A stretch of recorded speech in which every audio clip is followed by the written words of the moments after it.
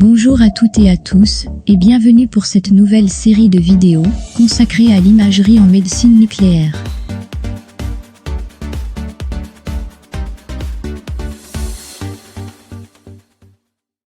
La médecine nucléaire est une branche de l'imagerie médicale, elle produit des images qui informent sur la physiologie, donc la fonction. C'est ce qui constitue l'intérêt de la médecine nucléaire. Dans cette nouvelle série de vidéos, nous allons examiner, ensemble, pas à pas, les bases physiques de l'imagerie en médecine nucléaire. Aujourd'hui, nous allons commencer par un bref rappel des notions de base utilisées en médecine nucléaire, donc restez jusqu'à la fin, cela va m'aider pour le référencement de la vidéo sur YouTube. Et par la même occasion, je vous invite à la liker, commenter et partager au maximum, cela m'encourage à mettre d'autres vidéos.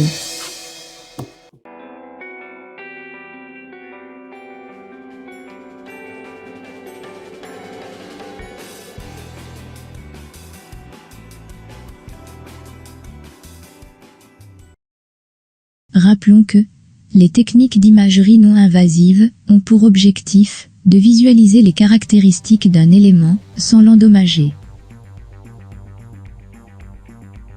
Cela consiste en la détection d'une grandeur physique après son interaction directe ou après l'interaction d'une substance chimique ou biologique qui lui est associée avec la matière de l'élément à analyser.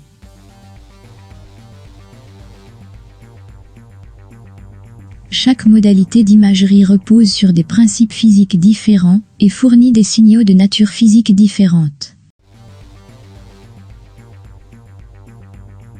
Deux grandes catégories d'imagerie médicale existent. L'imagerie anatomique, ou l'imagerie dite de transmission, et l'imagerie d'émission, ou l'imagerie fonctionnelle.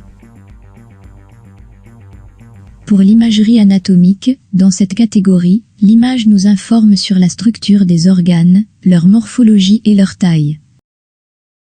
Cela permettrait la détection d'anomalies morphologiques. Elle est caractérisée par une forte résolution.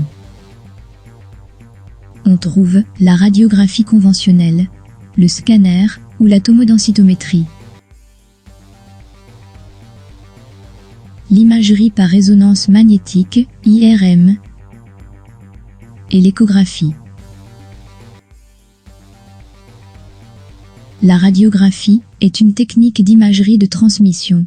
Le paramètre enregistré est la capacité d'atténuation des rayons X par l'échantillon.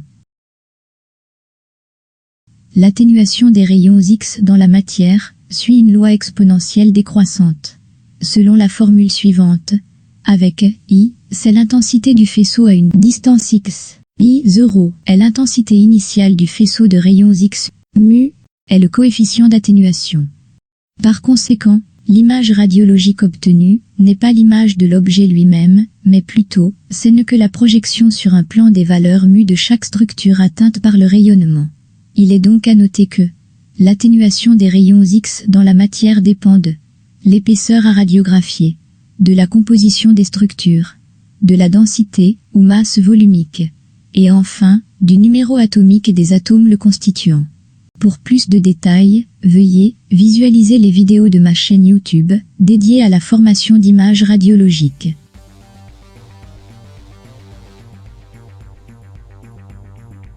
De ce fait, les tissus denses sont caractérisés par une forte absorption.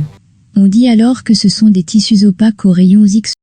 D'autre part, les tissus mous sont des tissus peu opaques aux rayons X, car ils sont caractérisés par une faible absorption.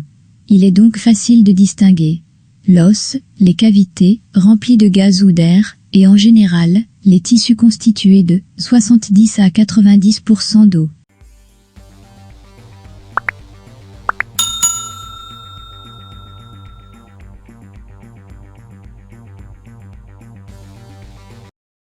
À l'inverse de l'imagerie anatomique, où la source, c'est-à-dire le tube radiogène, émet des rayons X, ces rayons X traversent le patient.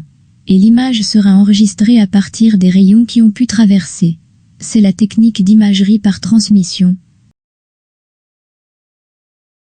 La source dans le cas de l'imagerie en médecine nucléaire est à l'intérieur du patient, grâce au radiotraceur qui a été injecté. Cette technique est appelée une imagerie par émission. C'est-à-dire que l'image résultante dépend des photons qui sont à l'intérieur du patient. Donc, le paramètre physique enregistré provient de l'échantillon qui va émettre un signal détectable. La détection de la radioactivité consiste à détecter les rayonnements émis par les isotopes radioactifs, marqueurs. Le signal doit sortir de l'échantillon et parvenir jusqu'au détecteur. La résolution spatiale de l'imagerie par radiotraceur est inférieure à l'imagerie morphologique. On en vient à la conclusion qu'il y a un réel intérêt à combiner les différentes imageries, en particulier dans le cas du cerveau.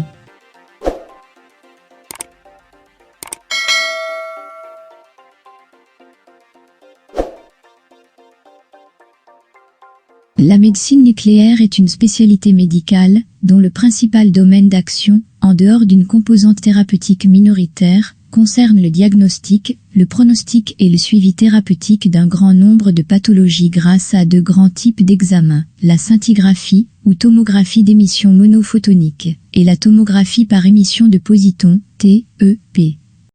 Elle permet d'étudier le fonctionnement des organes, le métabolisme des éléments constituants de l'organisme, normaux et pathologiques, et ce, à un échelon moléculaire.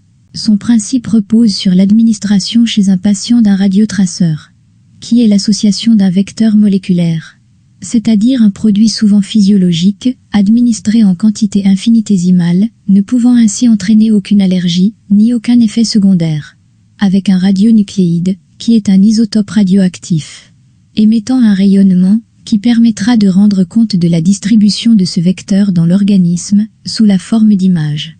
Le terme de nucléaire s'explique simplement par l'origine des rayons utilisés. Contrairement aux rayons X, utilisés en radiologie, qui proviennent de la couche électronique des atomes, de l'anode du tube radiogène. Les rayons utilisés en médecine nucléaire proviennent du noyau d'un atome, instable ou radioactif.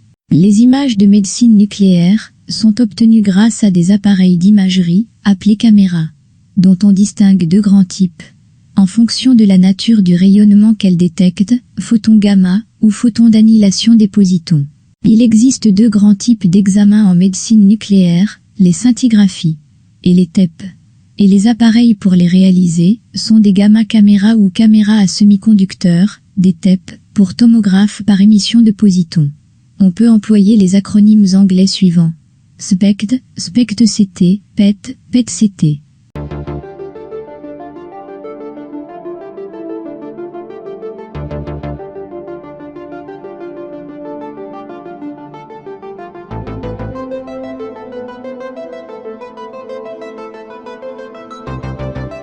Voilà, on arrive à la fin de la vidéo. Si vous avez aimé, n'hésitez pas à mettre un pouce bleu, et aussi à la partager, cela m'encourage à mettre plus de vidéos.